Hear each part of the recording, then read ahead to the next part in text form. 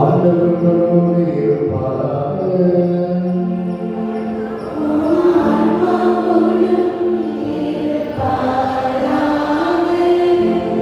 எழுதிய பரிசுத்த நற்செய்தியிலிருந்து வாசகம்.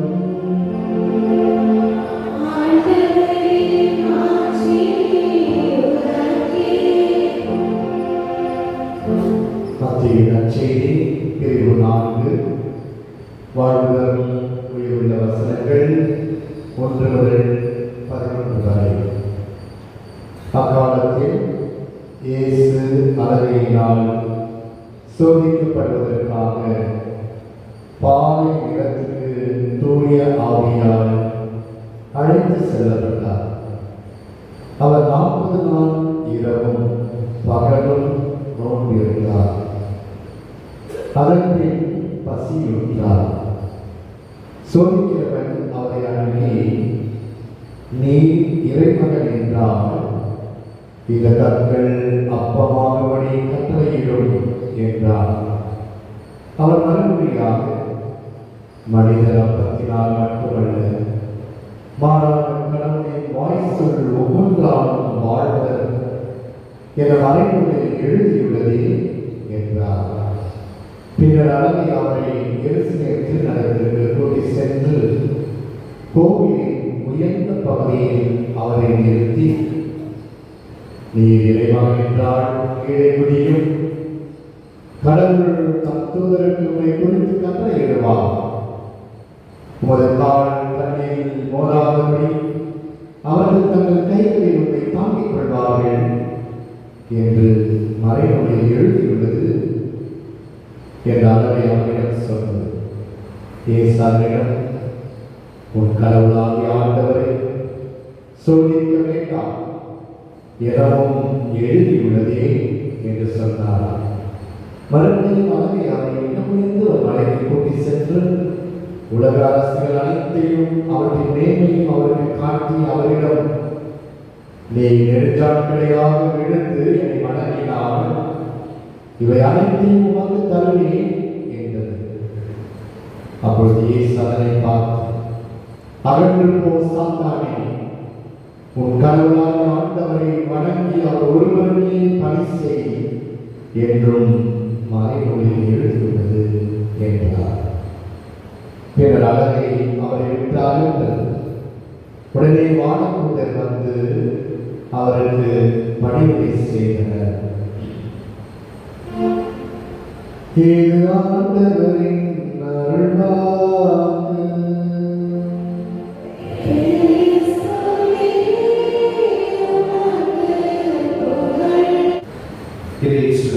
சகோதர சகோதரி, தவக்காலத்துடைய முதல் ஞாயிற்றுக்கிழமை இந்த இறைவன் நமக்கு இருக்கின்ற அழைப்பு நாம் சோதனைகளை எவ்வாறு எதிர்கொள்ள வேண்டும் என்பதுதான் ஆண்டவர் இயேசு நமக்கு கற்றுத்தருகின்ற பாடமாகும். எனவே விவிலிய பின்னணியில் இந்த சோதனைகளை பற்றி நாம் இன்று சிந்திக்க தியானிக்க அழைக்கப்படுகிறோம். முதல் சோதனை நாம் எடுத்துக்கொண்டோம் என்றால், நீ இறைமகன் என்றால் இந்த கற்களை அப்பமாக மாற்று என்று அழகை ஆண்டவர் இயேசுவை சோதிக்கிறது. இந்த முதல் சோதனை நாம் எடுத்துக்கொள்கின்ற போது அழகை தீயவன் சாத்தான் என்று பல வார்த்தையை பயன்படுத்துகிறோம். எல்லா நேரத்திலும் அழகை நாம் சோதிப்பதில்லை. தகுந்த நேரத்தில் தான் அழகை சோதிக்கும் என்பது இந்த முதல் சோதனை நமக்கு சொல்லித் தருகின்ற பாடமாகும். பல வேலைகளில் பல டிசிஷன்ஸ் எடுத்திருப்போம், தீர்மானம் எடுத்திருப்போம். இதை செய்யக்கூடாது என்று தீர்மானித்திருப்போம். குறிப்பாக இந்த புதிய ஆண்டை நீங்கள் சற்று யோசித்து பாருங்கள். இந்த புதிய ஆண்டிலே இதையெல்லாம் நான் செய்ய மாட்டேன், இதையெல்லாம் செய்வேன். ஆனால் இதை யோசித்து பாருங்கள், நாம் எத்தனை பேர் கடைபிடித்திருக்கிறோம்? எனக்குரிய 2வது மாதம் 18வது நாளிலே நாம் கடந்து வருகிறோம். அழகை ஆண்டவர் இயேசு 40 நாள் உண்ணாவிருந்து பசியுற்றார். அந்த வார்த்தை மிக முக்கியம் என்பதை நாம் புரிந்து கொள்ள வேண்டும். அதிகமாக பசியுற்ற அந்த வேளையிலே அந்த அழகி இதோ கல்லை அப்பமாக மாற்று, உன்னால் முடியும், மாற்று, கல்லை அப்பமாக மாற்றி சாப்பிடு. நீதானே சொன்னாய், கற்களிலிருந்து கூட ஆபத்தான மக்களை உருவாக்க கடவுள் வல்லவர் என்று நமக்கு தெரியும். வலிமையான வார்த்தை பயன்படுத்தி அப்பது கல்லை அப்பமாக மாற்றி சாப்பிடு. அந்த ஒரு காலகட்டத்தில் சொன்னதை நான் புரிந்து கொள்ள அழைக்கப்படுகிறேன். அதிகமாக விஷயம் போது அதிகமாக நாம் சோதிக்கப்படுகின்ற அந்த சூழலை அழகை பயன்படுத்துகிறதை நாம் புரிந்து கொள்ள வேண்டும். எனவே நாம் தீர்மானம் எடுத்து மிக தீர்க்கமாக இருப்போம். இது செய்யவே கூடாது என்று இருப்போம். அந்த நேரத்தில் தான் அழகை நாம் சோதிக்கும் என்பதை நாம் புரிந்து கொள்ள அழைக்கப்படுகிறது. இதற்கு எடுத்துக்காட்டாக நாம் பார்ப்பது தாவீதுடைய வாழ்க்கையை நாம் பார்க்கிறோம். அந்த தாவீதுடைய வாழ்க்கையிலே தாவீது போருக்கு செல்கிறது. ஆனால் தாவீது போருக்கு செல்லவில்லை. மாறாக அவர் தன்னுடைய அரண்மனையிலே இருக்கிறார். அவர் அந்த அரண்மனையில் இருந்த காரணத்தினால்தான் தாவீது மிகப்பெரிய ஒரு குற்றத்தை செய்கிறதை நாம் சாமுவேல் நூலில் வாசிக்கிறோம். சாமுவேல் நூலிலே தாவீது ஒரு பெண்மணி குடிக்கிறதை பார்க்கின்றார். அவ்வளவுதான், அவன் வாழ்வை போய்கிறதை பார்க்கிறார். அந்த ஒரு சூழ்நிலையிலே சாத்தான் தூண்டிவிட்டார். தாவீது விபச்சாரம் செய்கிறார். அதை மறைப்பதற்கு அந்த பெண்ணினுடைய கணவனை கொலை செய்கிறார். உரியாவை கொலை செய்வதை சாமுவேல் நமக்கு இருக்கிறது. எனவே பாருங்கள், எத்தகைய ஒரு சூழ்நிலையிலே அவர் சோதிக்கப்பட்டார். இரண்டாவதாக நாம் பார்த்திருந்தால் இந்த சோதனை, முதல் சோதனை உடல் சார்ந்த சோதனை என்று சொல்லப்படுகிறது. இதை நாம் பலரும் திருவை தந்தைகள் சர்ச் ஃபாதர்ஸ் இதை பற்றி சொல்கிற போது உடல் சார்ந்த சோதனை, இந்த சோதனை தான் பலரும் வீழ்த்தப்படுகிறதை பார்க்கிறோம். உடல் சார்ந்த சோதனைகள், தீய இச்சைகள், ஆசைகள், உணர்வு, உடல், இதை சார்ந்த சோதனை தான் முதல் வகையான சோதனை. இதை எப்படி நாம் வெற்றிக் கொள்ள முடியும்? அதற்குள் விவிலியத்தில் பதிலிருப்பதை பார்க்கலாம். யோபனுடைய புத்தகம் அதிகாரம் 1 அதிகாரம் 31 இறைவாக்கியம் 1 யோபு சொல்வார், நான் கண்களில் உடன்படிக்கை செய்து வந்தேன், என் கண்களோடு உடன்படிக்கை செய்து வந்தேன், எப்படி ஒரு கன்னிப்பெண்ணை பார்ப்பேன் என்று சொல்வார். எவ்வளவு அருமையான வார்த்தை பாருங்கள். நான் கண்களோடு உடன்படிக்கை செய்து வந்தேன், எப்படி ஒரு கன்னிப்பெண்ணை பார்ப்பேன். அந்த காலத்தில் பல மனைவி இருந்திருப்பார். யோபு ஜாலியாக இருந்திருக்கிறார். அவர் ஒரு சுடக்கு கொடுத்தால் பல பாவங்கள் செய்யலாம். ஆனால் கடவுளுக்கு முழுமையாக பணியாற்றார். உடன்படிக்கை என்பது ஒருபோதும் உடைக்கப்படாது, உடைக்கவே முடியாது. யோபு பாருங்கள், யோபுவை எடுத்துக்கொள்ளுங்கள், எடுத்துக்காட்டி எடுத்துக்கொள்ளுங்கள். என் கண்களோடு உடன்படிக்கை செய்கிறார். எல்லா சோதனைக்கும் மிகப்பெரிய காரணமாக இருப்பது கண்கள் தான் என்று நான் பார்க்கிறேன். கண்ணை அடக்குகிறவர் எல்லாவற்றையும் அடக்குகிறார். கடந்த வாரத்தில் ஒரு செமினாரை கலந்து வந்தபோது மிக தெளிவாக சொல்கிறார், மிகப்பெரிய பிரச்சனை, மிகப்பெரிய பாவமாக கருதப்படுவது கண்களினால் செய்கிற பாவம். எடுத்துக்காட்டாக செல்போன் ஏறக்குறைய 67% 85% வரை சிறு பிள்ளைகள் கூட அடிமைப்பட்டு கொள்கிறார்கள் என்று ஒரு கணக்கில் சொல்கிறது. சோதனை கண்களால் அடைகிறது. யோபு பாருங்கள், இவ்வளவு செல்வம் கிடைத்த யோபு ஆண்டவரே கண்களோடு உடன்படிக்கை செய்து வந்தேன், கடவுளுக்கு வாக்கு சொல்கிறார். இனி நம்முடைய வாழ்விலும் இத்தகைய உடல் சார்ந்த சோதனைக்கு அடிப்படையாக இருப்பது கண்களை நாம் அடைக்கிறார்கள். அந்த வேளாண் ஆசிரியர் இறைவன் நமக்கு தருவார். யோபு அதற்கான முயற்சி செய்கிறார் என்பதை நாம் புரிந்து கொள்ள அழைக்கப்படுகிறோம். இரண்டாவது சோதனையாக நாம் பார்ப்பது நீ இறைமகன் என்றால் கீழே குதியும், உன் தூதர்கள் உன்னை காப்பாற்றுவார் என்று இரண்டாவது சோதனை. கடவுளுடைய வல்லமையை சோதிக்கிற சோதனை. கடவுளுடைய வல்லமை எவ்வளோ சோதனை உன்னால் இதை செய்ய முடியாதா, நோம்பு இருக்கிற உன்னால் இதை செய்ய முடியாதா என்று கடவுளுடைய வல்லமையை சோதிக்கிற ஒரு சோதனை தான் இரண்டாவது சோதனை. நீ இறைமகன் என்றால், நீ இறைமகன் என்றால் அந்த வார்த்தையை பாருங்கள். நீ இறைமகன் என்றால் கீழே குதியும், தூதர்கள் உன்னை காப்பாற்றுவார் என்று சாத்தான் இரண்டாவது வழியாக சோதிப்பதை பார்க்கிறோம். இந்த சோதனை நாம் எடுத்துக்கொண்டால் அதனை கடவுளுடைய வார்த்தையை பயன்படுத்தி சோதிக்கிறது. திருப்பாடல் 90 பயன்படுத்தி, திருப்பாடல் 90 உன் கால் இடர்விடாதபடி வானதூதர்கள் உன்னை காப்பார்கள் என்று திருப்பாடல் சங்கீத 90 வாசகர் அந்த இறை வார்த்தையை பயன்படுத்தி ஆண்டவர் இயேசுவை சோதிக்கிறது பார்க்கிறோம். எனவே சாத்தான் இறை வார்த்தையை கூட பயன்படுத்தி நம்மை சோதிப்பார் என்பது இந்த இரண்டாவது சோதனை நமக்கு சோதித்து பார்ப்பார். இதுதான் இதையாக சொல்வார்கள், பாவத்திற்கும் புண்ணியத்திற்கும் இருக்கிற இடைவெளி ஒரு நூல் இடைவெளிதான். சற்று நாம் அசதியாக இருந்தால் பாவத்திலே விழுந்து விடுவோம் என்பது இந்த இரண்டாவது சோதனை நமக்கு சொல்லிக்க பார்க்கலாம். இதுதான் கடவுளுடைய வல்லமையை பல நிலைகளை சாத்தான் சோதிக்கப்படுகிற ஒரு நிலை நமக்கு ஏற்படுத்துகிறார்.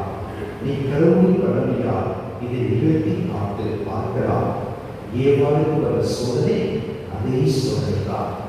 கடவுளுடைய படைப்பாக இருக்கிறார். இந்த பழத்தை சாப்பிடு என்று சொல்கிறது முதல் வாசகம்.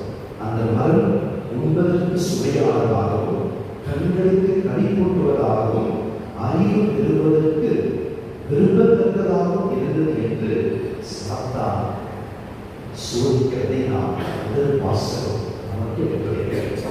ஒரு கடவுளாகிய ஆண்டவரை நீ சோதிக்க வேண்டாம், ஆண்டவர் பெயரால் ஆண்டவர் வல்லமை தனக்கு உண்டு என்று சொல்லி கடவுளின் வல்லமையை தவறாக பயன்படுத்தக்கூடாது என்பது இந்த இரண்டாவது சோதனை நமக்கு சொல்லிவிட்டு பார்க்கலாம்.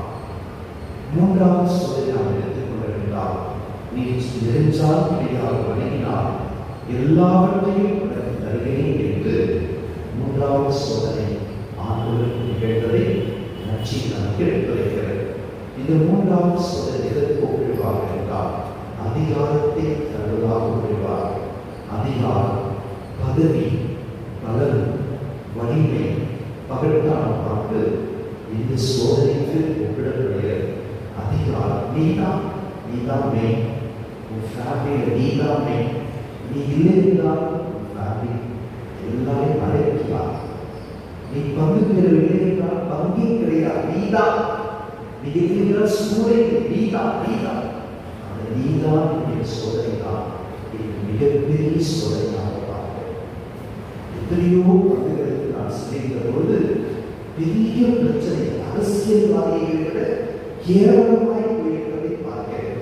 அதற்கு காரணம் அந்த பதவியில் நான் தான் பாருவேன், நான் தான் ஆடுவேன், நான் தான் எல்லாத்தையும் செய்வேன், நான் தான் பொன்னாட போடுவேன், நான் தான் முன்னாடி இருக்கேன், நான் இல்லைன்னா பங்கி என்று கேவலமாக இருப்பதை பார்க்கும்போது மனவேதனை பட்டிருக்கிறேன். 50 வருடம் கிறிஸ்தவராக இருப்பார், 60 வருடம் கிறிஸ்தவராக நான் தான் அந்த நான் எப்போது அடைகிறதோ அதுதான் உண்மையான தியாகம், அதுதான் உண்மையான நோம். நாம் நோம் இருக்கிறோம், மாமிசம் உண்பதில்லை, ஜெபம் செய்கிறோம், தபம் செய்கிறோம். அதெல்லாம் எதற்கு? அந்த நாவை அழிப்பதற்காக. ஆனால் இப்போது நடப்பதென்ன? நீங்கள் யோசித்து பாருங்கள். ஒரு பல பங்குகளிலே நடப்பதென்ன? ஒரு பக்கம் நோம்பு இருப்பார்கள், மறுபக்கம் நான்தான். அந்த நோம்புக்கு பிரயோஜனமே இல்லை. எனவேதான் இயற்கை வாசகம், முந்தின வாசகம் பாருங்கள். நீ நோம்பு இருக்கிறாய், ஆனால் நீ விரும்புகிறதை செய்கிறாய். நீ நோம்பு இருப்பது நான் விரும்புகிறதை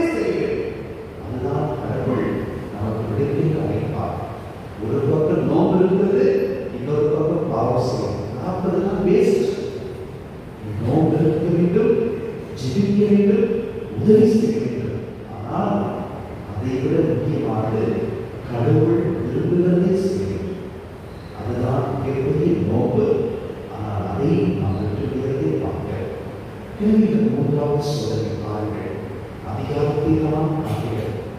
எல்லாத்தையும் தர உன்னை நெடுஞ்சாலையாய் பார்க்கிறது. இந்த சோதனை அடிக்கடி நம்மளை வாழ்க்கை வருகிறார். ஒரு சிறிய வீடு கட்டுவதற்கு எவ்வளவு அட்ஜஸ்ட்மெண்ட், எந்த பாவனா செய்வேன், எக்ஸ்ட்ரீம்ல போவேன். அதுதான் இந்த சோதனை எடுத்துக்காட்டாக நமக்கு கொடுக்கப்படும். ஆகவே ஆண்டவர் தான் எல்லாவற்றையும் படைத்தார். இந்த பிரபஞ்சத்தையே படைத்தது கடவுள் தான். ஆனால் அந்த ஆண்டவரையே எல்லாவற்றையும் காண்பித்தார். உயரமான இடத்திற்கு எடுத்துச் சென்று எல்லாவற்றையும் வந்துட்டார், எல்லாத்தையும் தர என வணங்கி சொல்கிறார். ஆனால் ஆண்டவர் இயேசு போவாரை சாத்தானே சொல்கிறார். எனவே நம்முடைய அன்றாட வாழ்க்கையில் பல சோதனை வருகிறதை பார்க்க இரண்டு எடுத்துக்காட்டுகளை சொல்லி இந்த தலைவரை நினைக்கிறேன். யோகனுடைய வாழ்க்கையை நாம் பார்த்திருந்தால் யோகு அதிகாரம் 1 அவருடைய வாழ்க்கையை கடவுள் எல்லாவற்றையும் தருகிறார். உடமைகள், சொத்து, மிகப்பெரிய செல்வந்த ஆடு மாடுகள், ஒட்டகங்கள், புதல்வர்கள், புதல்வியர்கள், உலகத்தில் இருக்கிற எல்லா பொருட்களையும் விட்டு யோகுடைய வாழ்வு துவங்குவதை யோகு முதல் அதிகாரத்தை வாசிக்கிறார். யோகு 2வது அதிகாரம் 2வது அதிகாரம் இறைவாக்கியம் 7 சாத்தான் எரிகின்ற புண்களினால் அவர் உச்சம் தலைமுதல் உள்ளம் காவலை சோதித்தார். சாத்தான் எரிகின்ற புண்களினால் உச்சம் தலையிலிருந்து உள்ளம் காவலை, அந்த மிகப்பெரிய கொடூரமான புண்களை எரிகின்ற புண்களாலே யோகை சோதிக்கிறார். ஆனால் நாம் யோகுடைய வாழ்க்கை வாசித்திருக்கிறார். ஒருபோதும் யோகு சாத்தானுடைய அழகிய சோதனைகளை விளங்கி ஒரு வார்த்தை கூட ஆண்டவருக்கு எதிராக பேசுவது என்று யோகு எடுத்துக்காட்டாக இருப்பதை நாம் பார்க்கிறோம். ஒரு வார்த்தை கூட அவர் பேசுவதே. ஆண்டவர் கொடுத்தார், ஆண்டவர் எடுத்துக்கொண்டார். அதுதான் அவர் சொல்றார். யோகு 1 இறைவாக்கியம் 21 ஆண்டவர் தான் கொடுத்தார், ஆண்டவர் எடுத்துக்கொண்டார் என்று சொல்கிறார். யோகுடைய மனைவி இன்னுமாக கடவுளை நம்புகிறார், சபித்து விட்டு போய் என்று சொல்கிறார். யோகுடைய நண்பர்கள் இன்னுமாக கடவுளை சொல்கிறார். ஆனால் யோகு ஒரு வார்த்தை கூட ஆண்டவருக்கு எதிராக பேசவில்லை என்று அந்த யோகுடைய வாழ்க்கை நமக்கு எடுத்துக்காட்டாக இருப்பதை பார்க்கிறோம். நாம் விரைகின்ற திருப்பதி, பங்கெடுக்கின்ற திருப்பதி, நாம் உண்மையிட்ட ஆண்டவருடைய உடல், நாம் வாசிக்கிற இறை வார்த்தை, நாம் ஜெபிக்கிற ஜெபமாலை, நாம் சந்திக்கிற நண்பருடைய சந்திப்பு, இது எல்லாமே நாம் சோதனையிலிருந்து வெல்வதற்கு ஆண்டவர் கொடுத்த மகத்துவமிக்க பொக்கிஷம். அவற்றையெல்லாம் நாம் பயன்படுத்த வேண்டும். அதைதான் ஆண்டவர் இயேசு நிலைப்படுத்தினார். இறை வார்த்தையை பயன்படுத்த, இறை வார்த்தையை கை கொண்டு வாழ்ந்து சோதனையிலிருந்து வெற்றி கொண்டார் என்று நாம் பார்க்கிறோம். அதே ஒரு நல்ல எடுத்துக்காட்டுதான் யோகு. 2வது எடுத்துக்காட்டு தொடர்புள்ள அதிகாரம் 39 வாசிக்கிறார். யோசேப்பு தலையை பார்த்து யோசேப்பு தனியாக இருந்தார். போத்திபாருடைய மனைவி யோசேப்பை எப்படியாவது கெடுக்க வேண்டும் என்று ஒவ்வொரு நாளும் அவருடைய கண்ணம் வைத்திருந்தார் என்று தொடர்புள்ள அதிகாரம் 39 வாசிக்கும். ஒவ்வொரு நாளும் எப்படியாவது யோசேப்பை கெடுத்து விடலாம் என்று இருந்தார். ஒரு நாள் யோசேப்பு இருக்கிற இடத்திற்கு போகிறார். இது என்னோடு தப்பு செய்து அழைக்கிறார். யோசேப்பு தன் மீனுடைய விட்டுவிட்டு அங்கே இருக்கவில்லை. அந்த அவரிடத்தில் பேசுவதை என்று தொடர்பு 39வது அதிகாரம் சொல்கிறார். அந்த இடத்தை விட்டு ஓடி போனார். நீங்கள் யோசித்து பாருங்கள்.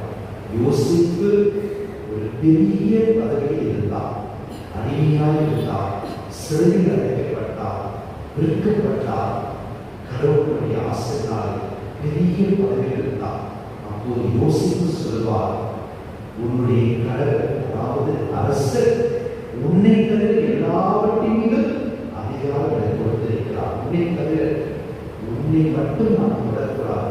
எல்லாவற்றையும் எனக்கு அதிகாரம் இருக்கிறது. சொத்து, பொருள், பொருள், உடமை எல்லாவற்றையும் கொடுத்திருக்கிறார். இந்த மாபெரும் தீயச்செயலை கடவுளுக்கு எதிராக நான் செய்யலாம் என்று சொல்கிறேன். இவ்வளவு அருமையான வார்த்தை பாருங்கள். அந்த வழியை பார்த்து யோசிப்பு நினைத்திருக்கிறார். ஜாலியாக இருந்திருக்கிறார். எதுவினாலும் செய்திருக்கிறார். ஒரு அரசியே தன்னை பாவத்திற்கு கூறினார். அரசனை யாருமே இல்லை. ஆனால் அந்த வழியை பார்த்து யோசிக்கக்கூடிய மனசாட்சி இந்த மாபெரும் தீட்சிகளை கடவுளுக்கு எதிராக நான் செய்யலாமா? எவ்வளவு பெரிய தவறு என்று அவர் அந்த இடத்தில் இருக்கவும் இல்லை. அந்த வார்த்தை தான் மிக முக்கியமான. அந்த இடத்திலே இல்லை, ஓடி போகிறார். இன்று நம்முடைய வார்த்தை ஒரு டேட்டா சொல்கிறது, செல்போனுக்காக அடிமையாகி எல்லாவற்றையும் இழக்கிறார் என்று சொல்கிறேன். எனவே அன்பாக யோசித்து பாருங்கள். சோதனை கேஷுவல் சின் என்று சொல்வார். சாதாரண விஷயத்தில் தான் ஒவ்வொரு சோதனையும் கேஷுவல் சின் என்றால் சாதாரண பாவம். அதுக்கு எடுத்துக்காட்டுதான் தாவீது. சுமாரானை பார்த்தேன் என்று அவர் உரியா மனைவி குடிக்கிற போது சற்று பார்த்தார். பெரிய பாவத்திற்கு அவர் விழச்சி. ஒரு சின்ன மெசேஜ் தானே, அதிலிருந்து ஆரம்பி. ஒரு சின்ன போன்கால் தானே, அதிலிருந்து ஆரம்பி. ஒரு சின்ன அதுதானே நான் குடிக்கிறேன் என்று அதிலிருந்து ஆரம்பி. ஒரு சின்ன சிகரெட் தானே, அதிலிருந்து ஆரம்பி. ஒரு சின்ன பழம் தானே, அதிலிருந்து ஆரம்பி. அதுதான் கேஷுவல் ஆரம்பிச்சு சாதாரண பாவத்துக்கு பார்வை. நம்முடைய ஆண்டவர் வல்லமைக்காக அவரோடு நாம் இணைந்து பார்ப்போது வழியை பார்த்து யோசிப்பை போன்று யோகை போன்று சோதனையை நாம் வெற்றி கொள்ளலாம். அதுதான் யாக்கோபு திருமுகத்தை வாசிக்கிறது.